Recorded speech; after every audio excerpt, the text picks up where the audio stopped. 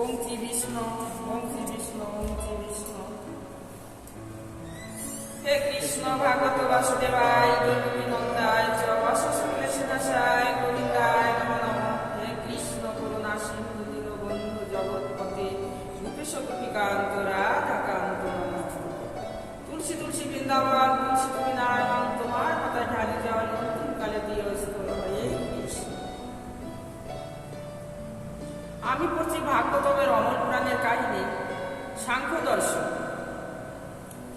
ভগবান শ্রীকৃষ্ণ বললেন, এখন পূর্বা আচার্যগণ কর্তৃক সুষ্ঠুভাবে প্রতিষ্ঠিত সাংখ্য বিজ্ঞান আমি তোমার নিকট বর্ণনা করি।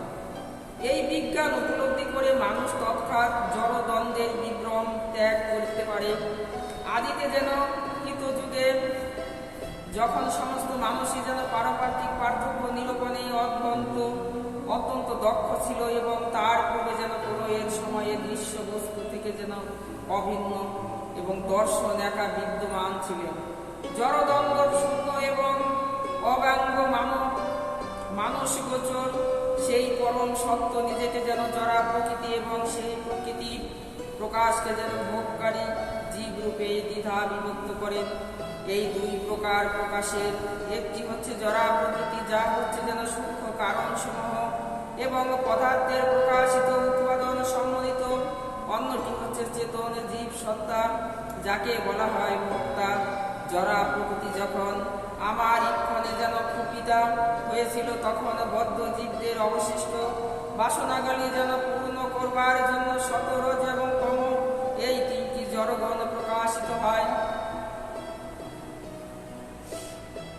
এই সমস্ত গুণ থেকে মহৎ তত্ত্ব সম্বন্ধিত আদি সূত্র উৎপাদন হয়। মহৎ তত্ত্বের পরিবর্তনের মাধ্যমে জীবের বিভ্রান্তির কারণ মিথ্যা অহংকার উৎপন্ন হয়েছিল। সাত্ত্বিক, রাজসিক এবং তামসিক যেন এই ত্রিবিধ চিন্ময় এবং এই জড় অহংকার দৈবিক যেন দৈহিক অনুভূতির যেন ইন্দ্রিয় সমূহ এবং মনের প্রকাশ ঘটায়। তামসিক এবং অহংকার থেকে যেন উৎপন্ন হয় সূক্ষ্ম দৈহিক অনুভূতি, তা থেকে যেন উৎপন্ন হয় স্থূল উপাদানগুলি।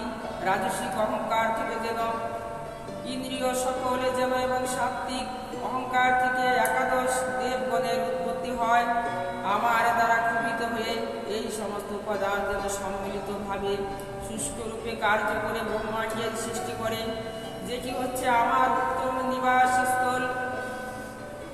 আমি স্বয়ং কারণ জলে ভাসমান সেই অঙ্গটির মধ্যে আবির্ভূত হই এবং আমার নাভি থেকে যেন স্তম্ভ ব্রহ্মারই যেন জন্মস্থান এবং বিশ্ব নামক পদ্মের উৎপত্তি হয়। রজগুণ দ্বারা প্রভাবিত ব্রহ্মাণ্ডের আত্মা ব্রহ্মা আমার কৃপায় কঠোর তপস্যা সম্পাদন করে ভূভুবস্ব নামক যে তিলোক তপস্যা সম্পাদন করে এবং ভূভুবস্ব নামক তিলক তাদের যেন অধীর দেবগণের সৃষ্টি করেন। স্বর্গ প্রতিষ্ঠিত হয়েছিল দেবগণের নিবাসের জন্য। ভূলোক এবং ভূপেতদের জন্য তার ভূলোক হচ্ছে মানুষ এবং অন্য মর্ত জীবের সব মোমক্ষরগণ হচ্ছে ত্রিভুবনের ঊর্ধ্বে উপনীত হন।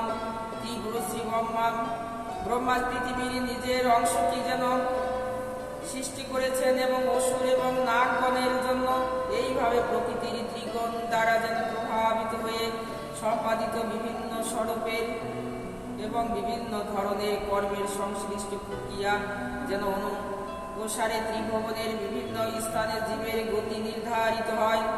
যোগ কঠোর তপস্যা এবং সন্ন্যাস আশ্রম এবং অবলম্বনকারীদের শুদ্ধ গতি হয় যেন মোহলোক এবং জনলোক এবং লোক এবং সত্যলোকে। কিন্তু ভক্তিযুগের দ্বারা ভক্ত আমার দিব্য ধামে উপনীত হয়। কাল রূপে যেন আচরণকারী পরম কর্তা আমার দ্বারা এই জগতের সমস্ত সকাম কর্মের ফল যেন ব্যবস্থাপিত হয়েছে। এইভাবে জীব প্রকৃতির প্রবল গ্রহস্রোতের নদীতে কখনো ভেসে ওঠে, আবার কখনো নিম্নজিত হয়। এই জগতে যেন ক্ষুদ্র অথবা বৃহৎ ক্লেশ অথবা স্থল যা কিছু যেন লক্ষিত হয়, সবকিছুই হচ্ছে জড়া প্রকৃতি এবং তার ভোক্তা জীবাত্মা সম্মিলিত। আদিতে স্বর্ণ এবং মৃত্তিকা উৎপাদন রূপে রয়েছে। স্বর্গ থেকে যেন আমরা বাজু হয়ে যেন অগ্নিতে তা আবার রূপেই বিলীন হয়ে যায়। রূপ বিলীন হয় স্পর্শে এবং স্পর্শ বিলীন হয় আকাশে, আকাশ শেষে বিলীন হয় যেন শব্দ অনুভূতিতে। হে মহা অনুভব বুদ্ধক, সমস্ত ইন্দ্রিয়গণ আমাদের নিজ নিজ উৎস এবং অধিদেবগণের সঙ্গে তার দ্বারা যেন নিমায়ক মনের সঙ্গে বিলীন হয়, তা যেন আবার সাত্ত্বিক অহংকারে বিলীন হয়। শব্দ তামসিক অহংকারের প্রথম এবং ভৌতিক উপাদান সর্বশক্তিমান অহংকার সমগ্র পৃথিবীতে যেন প্রকৃতিতে বিলীন হয়। ত্রিগুণের প্রাথমিক বা আধার সমগ্র জড়া প্রকৃতি গুণের মধ্যে বিলীন হয়। প্রকৃতির এই গুণগুলি তারপর প্রকৃতির অপ্রকাশিত রূপে যেন বিলীন হয় এবং সেই অপ্রকাশিত রূপ যেন কালের সঙ্গে বিলীন হয়। কাল বিলীন হয় পরমেশ্বরের সঙ্গে, যিনি সর্বজ্ঞ মহাপুরুষ, সমস্ত জীবের আদি কার্যকারক রূপে যেন বর্তমান। সমস্ত জীবের আদি অজ পরমাত্মা একাই যেন আত্মস্থ হয়ে অবস্থিত আমাতেই বিলীন হয়। তার থেকে যেন সমস্ত সৃষ্টি এবং ধ্বংস প্রকাশিত হয়। সূর্যোদয় যেমন আকাশের অন্ধকার দূর করে, তেমনি যেন দৃশ্যমান জগতের যেন লয়াত্মক বিজ্ঞান সম্মত জ্ঞান ওকান্তিক ভক্তের মনের যেন মায়াময় দ্বন্দ্ব বিদরিত করে। এই হৃদয়ে কখনো মায়া প্রবেশ করলেও তা সেখানেই থাকতে পারে না। এইভাবে জড় চিন্ময় সমস্ত কিছুর আদর্শ স্রষ্টা আমার দ্বারাই যেন সাংখ্য জ্ঞান বর্ণিত হয়। সেই সৃষ্টি এবং প্রলয়ের বৈজ্ঞানিক বিশ্লেষণে দ্বারা যেন সন্দেহের গ্রন্থি ছিন্ন হয়।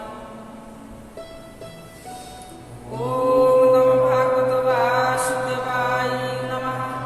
ওম নমঃ ভাগবত বাসুদেবায় নমঃ। ওম নমঃ ভাগবত বাসুদেবায় নমঃ। জয় রাম।